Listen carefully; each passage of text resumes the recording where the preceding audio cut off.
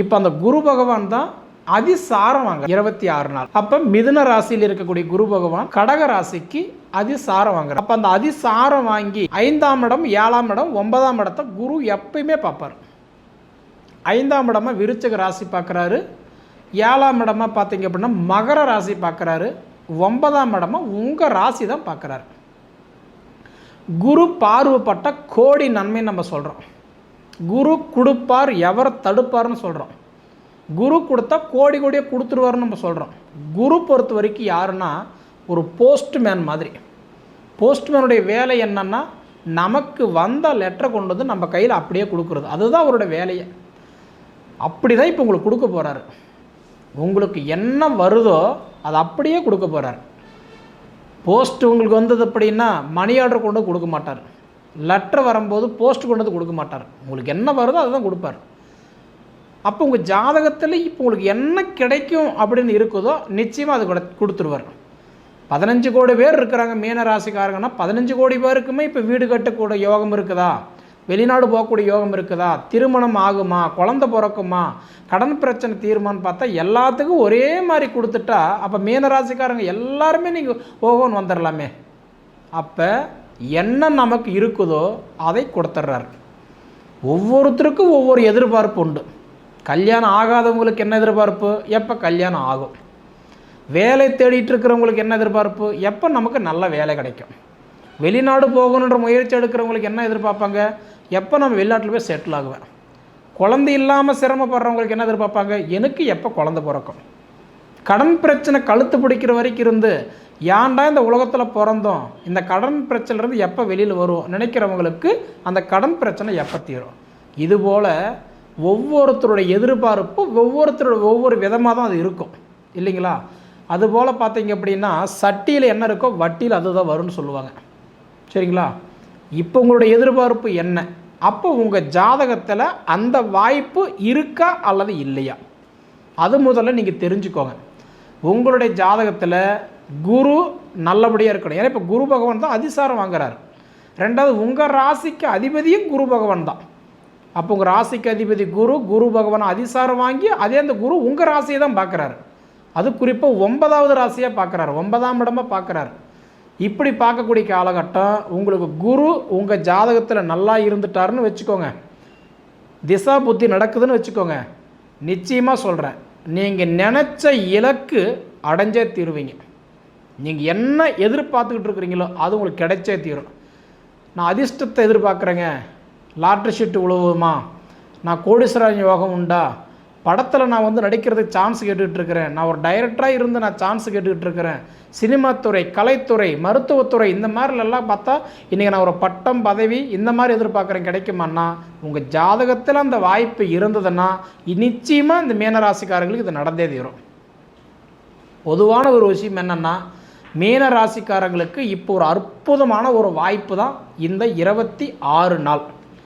ஏன்னா இந்த 26 நாள் பார்த்தா குரு உங்கள் ராசி தான் பார்க்குறாரு 9ஆம் இடமா. அது தெரிஞ்சுக்கோங்க. குரு பார்வை இப்போ உங்களுக்கு தான், சாதாரண குரு இல்லை, பாக்கிய குருவாக பார்க்குறாரு. பாக்கிய குருவாக உங்கள் ராசி பார்க்குறதுனால புத்திர பாக்கியம் எதிர்பார்க்குறீங்களா, கேட்கவே வேண்டாம். 5ஆம் இடம் உங்களுக்கு நல்லா இருந்தால் புத்திர பாக்கியத்தை கொடுத்துட்றாரு.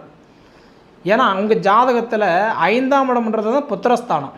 அந்த 5ஆம் இடத்துல வந்து ராகுவோ கேதுவோ இருந்தால் கடுமையான புத்திர தோஷம், குருவோ சனியோ இருந்தால் தாமதப்படுத்தி தான் கொடுப்பான். அது ஒரு விஷயம் நீங்கள் தெரிஞ்சுக்கோங்க. அப்போ உங்கள் ஜாதகம் நல்லா இருந்தால் புத்திர பாக்கியத்தை கொடுத்தே தீருவார் சரிங்களா.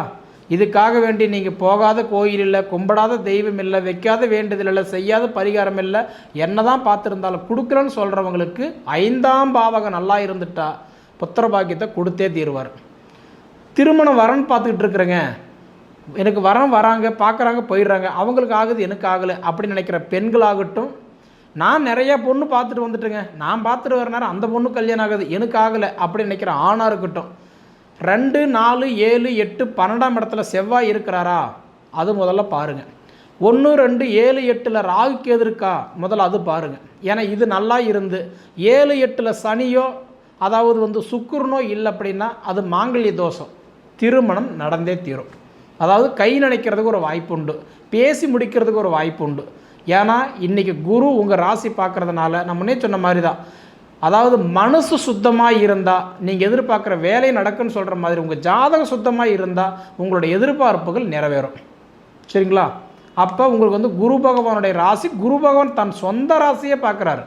அப்போ இந்த 26 நாளைக்கு கல்வியில் பெரும் மாற்றத்தை தராரு. ஸ்கூல் படிக்கிற பிள்ளைங்களுக்கெல்லாம் பார்த்தீங்க அப்படின்னா குழந்தைங்களுக்கெல்லாம் நல்ல ரேங்க் வரலாம். அதாவது முன்னை விட இந்த குழந்தைங்க நல்லா படிக்கிறாங்க, ஹேண்ட் ரைட்டிங் நல்லா இருக்குது, புத்திசாலித்தனமாக புரிஞ்சுக்கிறாங்க, முன்னை விட நல்ல ஒரு இம்ப்ரூவ்மெண்ட் இருக்குதுன்னு சொல்கிற அளவுக்கு கல்வியில் மாற்றம் கொடுக்கும்.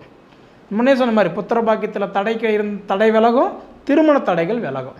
இது போக பார்த்தீங்கன்னா எனக்கு ஏதாவது சொந்த மண்மனை வாங்கக்கூடிய யோகம் உண்டா, வீடு கட்டக்கூடிய பாக்கியம் உண்டா, வெளிநாடு போகக்கூடிய யோகம் உண்டா, இதெல்லாம் பார்த்தீங்கன்னா இப்போ உங்களுக்கு ஜென்ம சனி. பொதுவாக ஜென்மத்தில் ஒரு சனி உட்காரும்போது பயங்கர கஷ்டத்தை கொடுப்பான். ஆனால் அதை பற்றி நீங்கள் இப்போ கவலைப்பட வேண்டாம். ஏன்னா இப்போ சனி பகவான் வக்கரத்தில் இருக்கிறார். சனி வக்கரம்னா என்னங்கன்னு பார்த்தீங்கன்னா இயல்புக்கு மாறாக வேலை செய்கிறவர் தான் வக்கரம். அப்போ கஷ்டத்தை மட்டும் கொடுத்துக்கிட்டு இருந்த மீன ராசிக்காரங்களுக்கு இப்போ சனி நல்லது கொடுக்குறாரு. சனியே உங்களுக்கு நல்லது கொடுக்கும்போது குரு உங்கள் ராசி டைரெக்டாக பார்க்கும்போது உங்களுக்கு என்னென்ன கொடுக்கணும், வீட்டுக்கு தேவையான ஆடம்பர பொருட்களெல்லாம் கொடுக்கறதுக்கு வாய்ப்பு உண்டு, அத்தியாவசிய பொருட்கள் கொடுக்கறதுக்கு வாய்ப்பு உண்டு. நான் வந்து காரு மாற்றலான் இருக்கிறேன், வண்டி எடுக்கலான் இருக்கிறேன், இது எல்லாமே இப்போ உங்களுக்கு நடக்கும். எடுக்கலாம், இப்போ தாராளமாக எடுக்கலாம், யார்கிட்ட கேட்க வேண்டியதில்லை. ஏன்னா உங்களுக்கு சனி இப்போ வக்கரத்தில் இருக்கிறார். சனி வந்து இயல்பு நிலையில் இருக்கும்போது தான் உங்களுக்கு இதெல்லாம் எடுக்கக்கூடாது. போர் போடக்கூடாது, கிணறு வெட்டக்கூடாது, வண்டி எடுக்கக்கூடாது, மாற்றக்கூடாது, புதுப்பிக்கக்கூடாது, ஆசை எதுவுமே நம்ம நினைக்கக்கூடாது.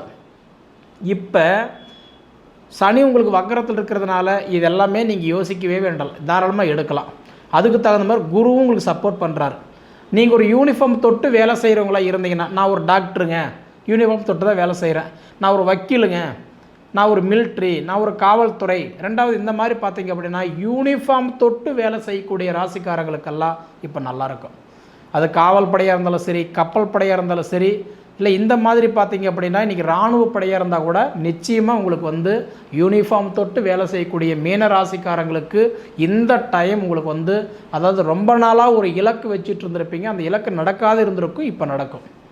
பொதுவாகவே மீன ராசிக்காரங்களுடைய வளர்ச்சி இப்போ யாராலையுமே தடுக்க முடியாது. குரு தன் சொந்த ராசி பார்க்குறாரு, சனி வக்கரத்தில் இருக்கிறார், இது நிச்சயமாக உங்களுக்கு நல்லா தான் இருக்கும். உங்கள் ராசியில் இருந்த ராகு பகவான் கூட அவர் வந்து அடுத்தது கும்பராசிக்கு போயிட்டார். அந்த வகையிலையும் உங்களுக்கு நல்லது தான் நடக்கும். இந்த 2025 3 கிரக பயிற்சி நடந்தது, அந்த 3மே இப்போ உங்களுக்கு சாதகமான நேரத்தை கொடுத்துருக்கிறாரு. இந்த மாதிரி சாதகமான நேரம் மீண்டும் அடுத்தது வருமானு கேட்டால் கண்டிப்பாக சொல்கிறேன் வராது. அப்போ இந்த 26 நாளுக்குள்ளார நீங்கள் எந்த துறையில் இருக்கிறீங்களோ, எதை நீங்கள் சார்ந்து வேலை செய்கிறீங்களோ அதுக்கு உங்களுக்கு ஒரு நல்ல வாய்ப்பு கொடுப்பார்.